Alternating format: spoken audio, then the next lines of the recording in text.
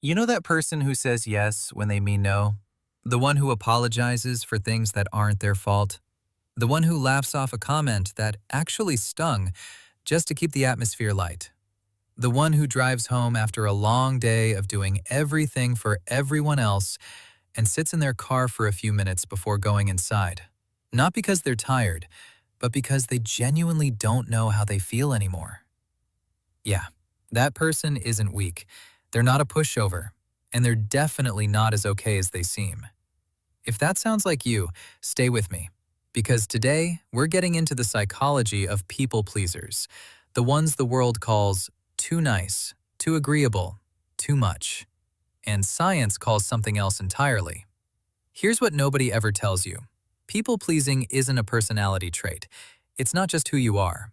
It's a survival response.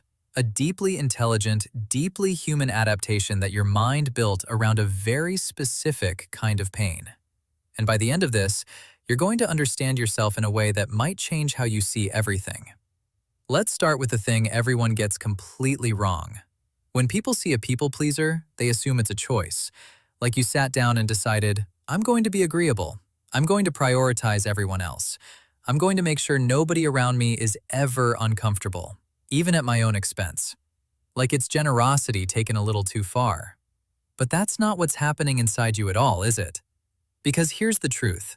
When someone asks you to do something you don't want to do, something happens in your body before your brain even has a chance to respond. There's a tightening, a small internal alarm that goes off, and before you finished processing how you actually feel, the word yes is already out of your mouth.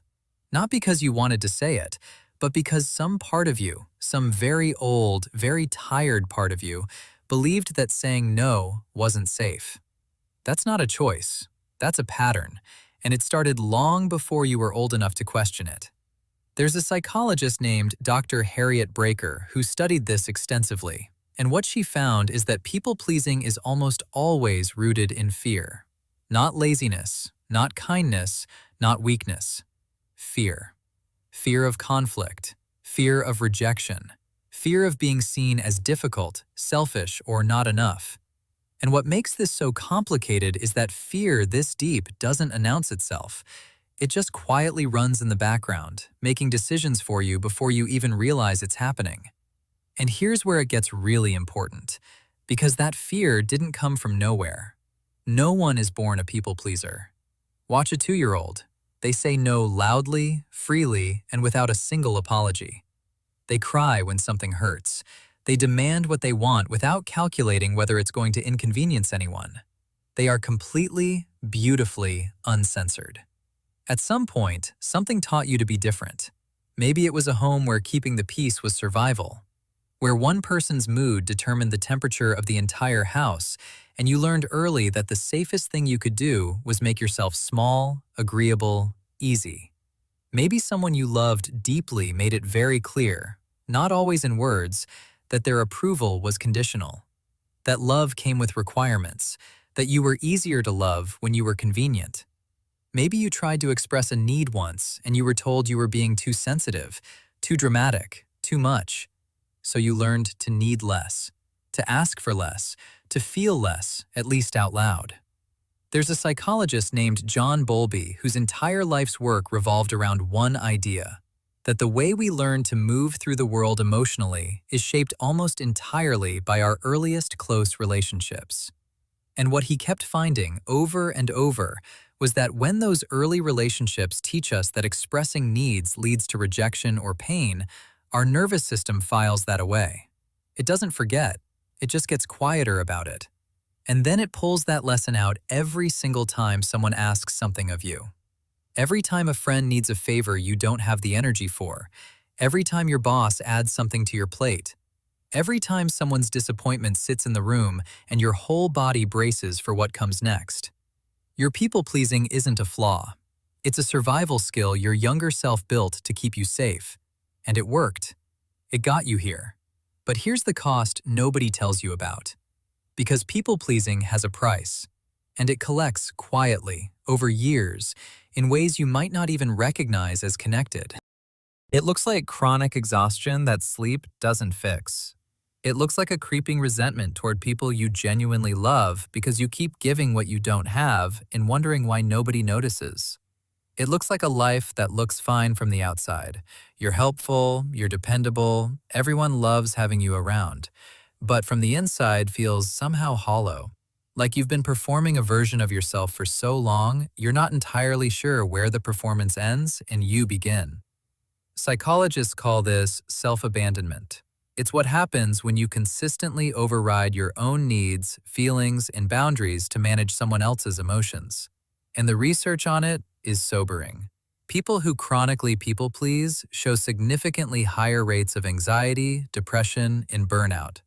Not because they're doing too much, but because they're doing it from a place of fear rather than genuine choice. And here's the paradox that really stings. The more you people please, the less people actually know you. Because they're not meeting the real you. They're meeting the version of you that's been carefully edited to cause the least friction. And relationships built on that version of you will always have a ceiling.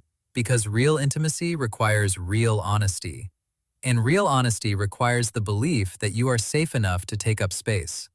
There's something else happening inside a people pleaser that almost nobody talks about, and this one might genuinely surprise you. When you say yes to something you mean no to, there's a part of you that knows. It registers the mismatch. Your nervous system logs it. And over time, all those small betrayals of yourself accumulate into something much heavier, a loss of trust in your own instincts. You start second-guessing your needs, minimizing your feelings, asking yourself whether you're allowed to want what you want, whether what you feel is valid, whether you're being too sensitive. You're not too sensitive. You've just been trained to interrogate your own experience before letting it take up any space. Dr. Gabor Mate, who has spent decades studying the connection between emotional patterns and health, puts it simply: when we consistently suppress our authentic feelings to manage the emotional environment around us, we lose access to our own inner compass. And when you can't hear your own compass, you start navigating life by everyone else's. That's exhausting in a way that's very hard to explain to someone who hasn't lived it. But here's what's really worth sitting with, and this is the part that doesn't get said nearly enough. Your people-pleasing comes from something real, something human, something that, at its core, is actually about love. You say yes because you care. You smooth things over because you genuinely don't want people to hurt. You absorb discomfort that doesn't belong to you because somewhere inside you, you believe it's your job to make things okay. That's not manipulation. That's not weakness. That is someone who feels things deeply, who is wired for connection, who carries other people's pain as naturally as breathing. The problem was never that you cared too much. The problem is that somewhere along the way, nobody taught you that your needs get to exist alongside everyone else's. That saying no is not an act of cruelty. That disappointing someone is not the same as failing them. That you are allowed to be a full person, with limits and feelings and things you don't want to do, and still be worthy of love. That last part is the one that changes everything.